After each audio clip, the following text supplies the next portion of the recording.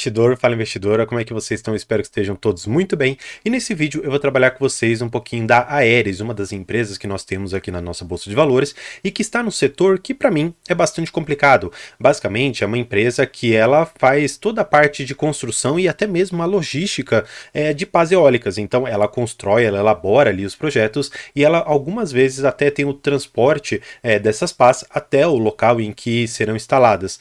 Agora, eu quero trabalhar com vocês o quanto que essa empresa ela tem de saúde financeira, se ela pode se manter ainda firme em relação aos próximos resultados e o que eu pelo menos tenho de expectativa para essa empresa nos próximos anos. Então, se você quer saber tudo isso e muito mais, fique comigo para logo após o vídeo. Então, vamos pro vídeo.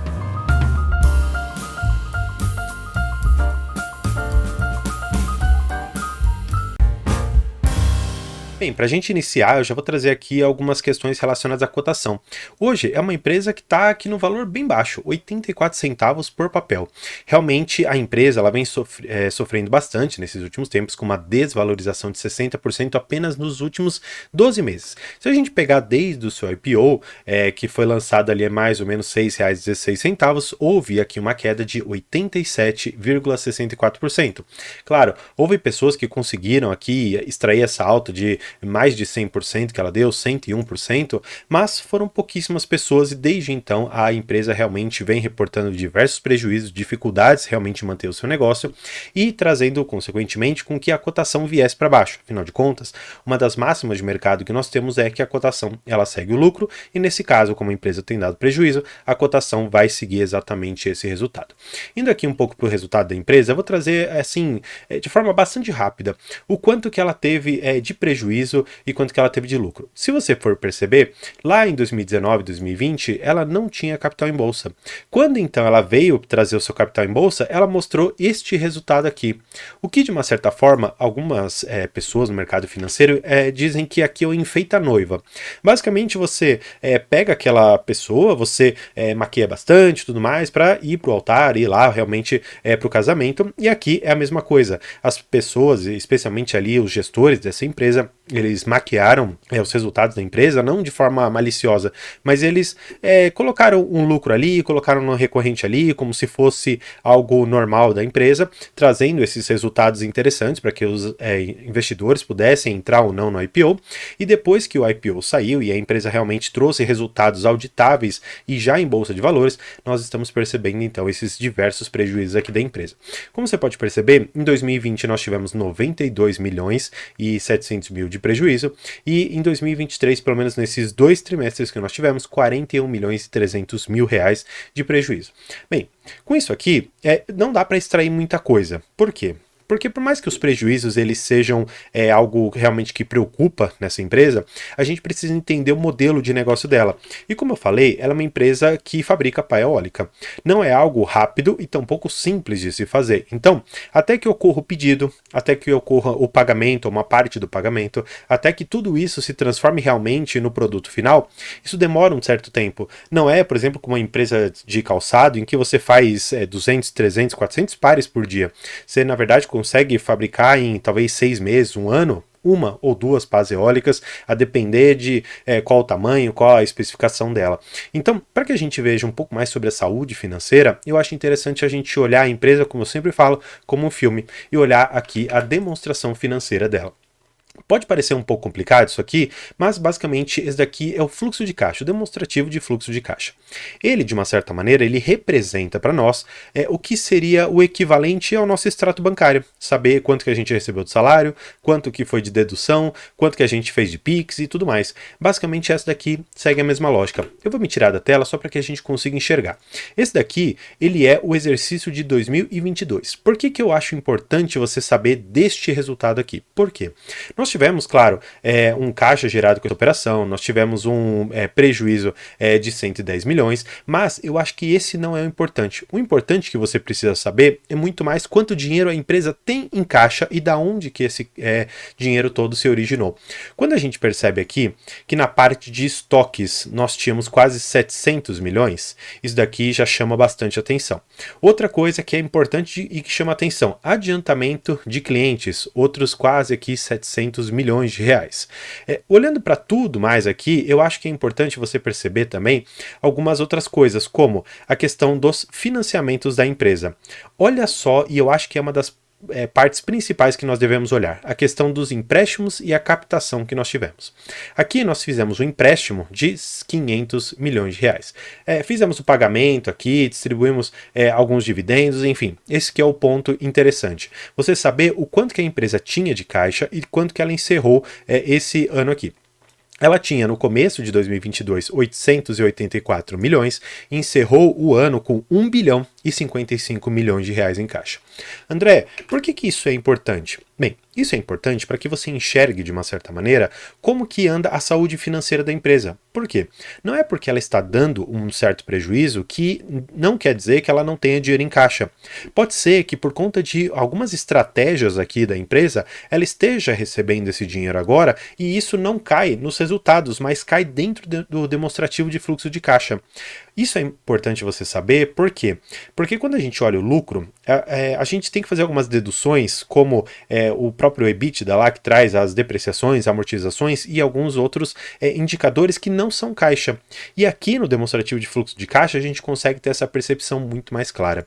Indo aqui para o ITR, ou seja, aqui é o demonstrativo, o resultado que nós temos aqui do ano de 2023 até o momento, eu acho importante nós analisarmos algumas questões. A primeira questão que eu gostaria de olhar aqui com vocês seria realmente os prejuízos que ela teve apenas nos 6 meses de 2023, na casa aqui dos seus 50 milhões de reais.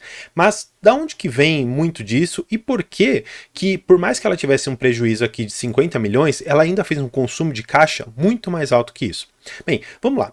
Vamos primeiro para o final. Lembra que eu comentei para vocês que no ano de 2022 ela encerrou com 1 bilhão? Bem, vamos lá dar uma olhada.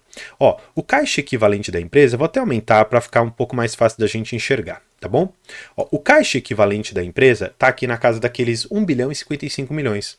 E o que acontece? Ela consumiu exatamente aqui 213 milhões de reais de caixa, sobrando 841 milhões para ela fazer o que ela precisar. Mas da onde que muito desse dinheiro vem? Vamos então pesquisar um pouquinho daqui. Nós tivemos, em relação às atividades de financiamento, um gasto de caixa de 92 milhões. O que aconteceu aqui? Nós fizemos um pagamento de 80 milhões de empréstimos e tem aqui uma questão de partes relacionadas que também houve aqui um certo desembolso. Na questão dos investimentos, olha só que interessante, a empresa está investindo 57 milhões em imobilizado, ou seja, estamos falando aqui de fábricas, equipamentos e coisas que são necessários para a empresa continuar suas atividades. Então, bastante interessante. Mas só isso, aqui já consumiu 92,58, já temos aqui um consumo de caixa de mais ou menos 150 milhões de reais. Olha só quanta coisa. Agora, indo aqui para a questão operacional, aqui nós temos um gargalo bastante grande. Por quê? Por mais que a empresa ela tenha um valor realmente bastante grande em estoques, aumentando o estoque que ela tem um adiantamento de clientes que não teve aqui um efeito caixa significativo, ou seja, na questão operacional, o adiantamento dos clientes, ou seja, o valor que eles deram para os clientes, mas que não entrou no caixa, foi de 640 milhões. Por isso que nós tivemos uma atividade operacional negativa. O que significa isso aqui em outros termos para ficar um pouco mais fácil de entender, porque eu sei que não é tão simples. Os clientes eles fizeram pedido. Lembra que eu expliquei que as pás eólicas elas são feitas, os pedidos, depois esse pagamento é feito de uma certa maneira? O que acontece? O adiantamento dos clientes não teve um efeito caixa, significando que o adiantamento que eles vão dar efetivamente ainda não entrou. Tá para ocorrer esse adiantamento, já foi contabilizado nos resultados da empresa, no entanto esse dinheiro ainda não entrou. E olha só que interessante, no momento que esses 640 milhões de caixa eles realmente vierem, a gente pode mais ou menos assim entender que esse dinheiro vai aqui para o nosso caixa final. Então esse consumo de 213 milhões de reais, na verdade está muito mais parecido com um ganho de caixa. Por quê? Porque se nós considerarmos que os clientes eles vão pagar pelas pás, nós teremos uma diferença de mais ou menos, uma conta realmente aqui de padeiro, de mais ou menos uns 400 milhões de reais, o que elevaria o nosso caixa para um valor bastante mais significativo. Só para que a gente consiga enxergar um pouco mais ainda dos resultados e até já sendo uma prévia para os resultados do terceiro tri, é importante a gente perceber que a empresa ela tem sim aumentado muito da sua receita. Olha só, eles colocam que a receita operacional foi aumentada aqui 2,8% em relação ao primeiro trimestre e 41% semestre contra semestre, apesar de um prejuízo aqui na casa dos 19 milhões. André, tá ficando um pouco confuso, porque você me disse que aqui eu tive um prejuízo de 19 milhões. No entanto, lá naquele TR que você me mostrou, você me falou que teve um prejuízo de 49. Por que eu tenho essa diferença toda? Bem, isso daqui é muito importante. E aí eu já vou te explicar com uma clareza tão grande que eu acho que já vale a sua inscrição aqui no canal. Vamos lá. Vamos refazer um pouquinho do que é o lucro líquido. O lucro líquido, basicamente, é o final de todo o resultado que nós temos da empresa. Então, lembra que você tem o EBITDA? O que é o EBITDA? O EBITDA significa os ganhos que você teve antes dos impostos, dos próprios juros, das depreciações e amortizações. Então, olha só. Você compreende comigo que depreciação e amortização não são efeito caixa? Tá, explicando um pouquinho melhor. Você concorda comigo que a depreciação de uma máquina não significa necessariamente que você teve que despender algum dinheiro com aquilo? Então, vamos supor aqui no caso da Aeris, ela tem ali um determinado lugar, ela tem uma máquina ali que ela fabrica algum componente para as pás eólicas. Você concorda comigo que essa máquina, ano após ano, ela vai perdendo valor? Só que esse valor efetivamente sai do seu bolso? Não sai. É isso que a gente chama de efeito não caixa. Então, olha só como os números eles não mentem pra gente. Um prejuízo de 19 milhões significa que nós pegamos aquele EBITDA e nós tiramos ou fizemos algumas deduções em relação às depreciações e amortizações.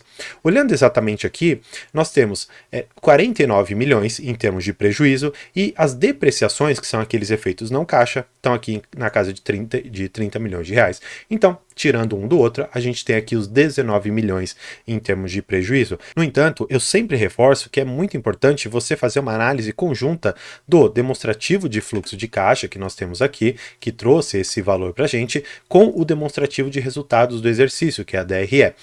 Olhando para esse retorno aqui no geral que nós tivemos de 2% trimestre contra trimestre, 41% de semestre contra semestre, a gente precisa fazer algumas contas, como o retorno sobre o capital investido.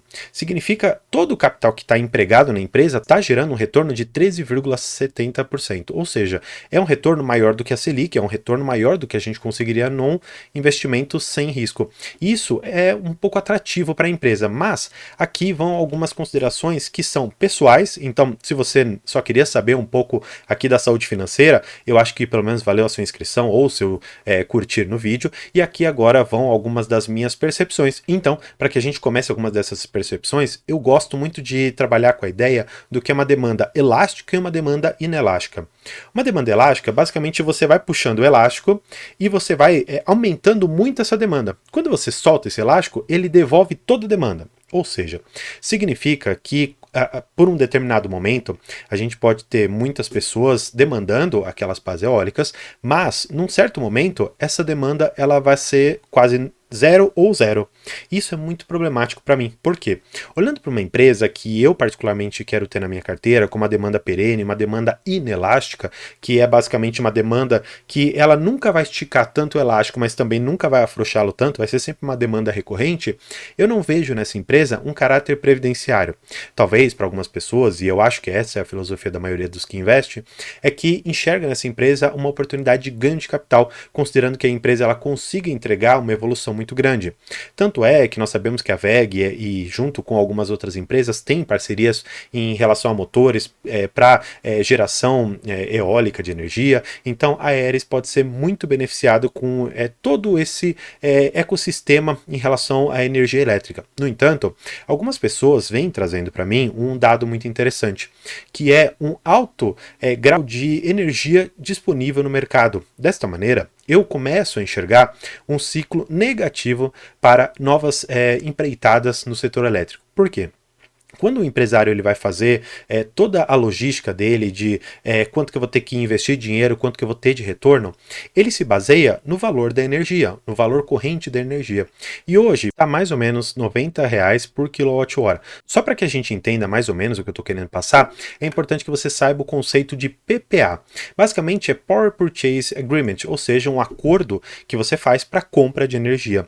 E esse acordo, ele e até como mostra a imagem aqui, por exemplo, dos painéis solares, e tem a questão também da energia eólica, tudo isso aqui é um acordo que você faz para você vender a energia que você produz. E quando esse valor ele está bastante baixo, como no caso hoje de R$ 90 mais ou menos, não traz tanto interesse para os empresários investirem nesse setor, porque antes, só para que vocês tenham uma base, na época de pandemia, esse valor estava lá na casa dos R$ 1.000 o quilowatt-hora, e hoje está aqui na casa dos 90, ou seja, nós temos pelo menos 10 vezes menos do que nós tínhamos lá atrás. Claro, numa situação de crise hídrica, numa situação emergencial, era outra realidade, mas olhando para o setor hoje, eu vejo que para o consumidor é muito bom, porque a energia acaba se tornando barata, tem muita disponibilidade, mas para o empresário isso acaba não sendo tão interessante. E olhando, portanto, essas duas situações, ou seja, de uma demanda elástica e de uma certa maneira que os empresários não mais terão interesse em colocar tantos projetos de pé por conta realmente de não ter um retorno tão atrativo, eu não vejo hoje na Aeris, por mais que seja um setor bastante verde, bastante ecológico, um investimento tão interessante na parte financeira. Então eu consigo enxergar em outras tantas empresas, não só do setor elétrico, mas outras voltadas ainda a essa questão, como a WEG, até mesmo como algumas outras relacionadas à produção de motores e tudo mais, nesse setor eu consigo enxergar oportunidades melhores. Portanto, para mim, a Aeris vai ser sempre a empresa que eu olho de longe para ver um pouco como a demanda do setor está. Mas, em termos de saúde financeira, como eu mostrei para vocês, a empresa tem muito caixa ainda para queimar. Ela tem ainda 800 milhões ali para ela armar projetos, para ela criar parcerias, e eu acho que é muito importante você saber que não só o prejuízo é a métrica que você deve analisar. Você deve enxergar quanto que a empresa tem de caixa para saber se as operações dela ainda podem ser sustentáveis. E, a meu ver, parece que são. Então, espero que você tenha gostado. Se você gostou mais ainda e quer conhecer um pouco mais sobre esse mundo de investimentos, eu te faço convite para se tornar membro, porque lá eu explico muito mais detalhadamente a respeito de fluxo de caixa, demonstrativo de resultados, e vou fazer o acompanhamento de diversas empresas, trazendo quase que um diagnóstico delas, mostrando ponto por ponto por que algumas coisas são vantagens e outras não dentro dos resultados. E claro, existe a possibilidade também de você conversar por 1 hora comigo a respeito da sua carteira de investimentos para a gente dar uma olhada, conversar, estabelecer metas, estabelecer perspectivas dentro da Bolsa de Valores. Então, espero que você tenha gostado desse vídeo. Por hoje é isso. Muito obrigado e tchau!